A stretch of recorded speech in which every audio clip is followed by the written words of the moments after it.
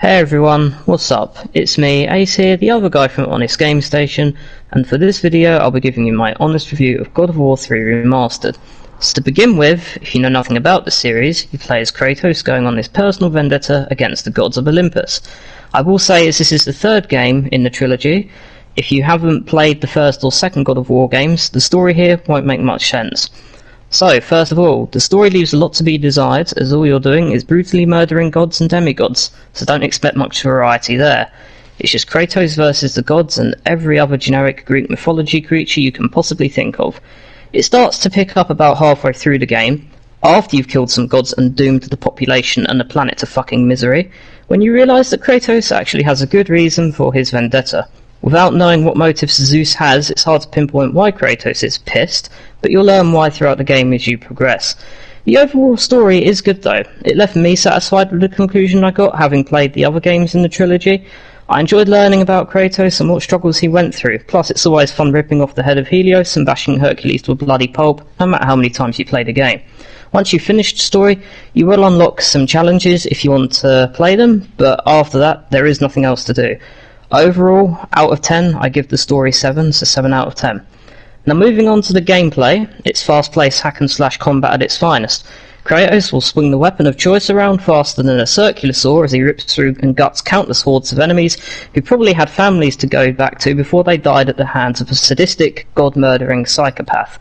As the game moves on, you will unlock more weapons and more power. They say that with great power comes great responsibility. If that was anyone but Kratos, that would be true. Here it's a case of more power comes with a lot more violent deaths. The game itself has a shit ton of QTEs, which is all fine and dandy as it's gory and fun, but they lack originality. Seeing the same death of an enemy over and over again gets boring and very redundant. The weapons you start with are the Blades of Exile, which are the standard weapon of choice for Kratos. From there you get the Claws of Hades, then the Nemean Cestus, and finally the Nemesis Whip. While all the weapons are fun, you might gravitate towards one over the other, which is what happened to me when I upgraded the Nemesis Whip.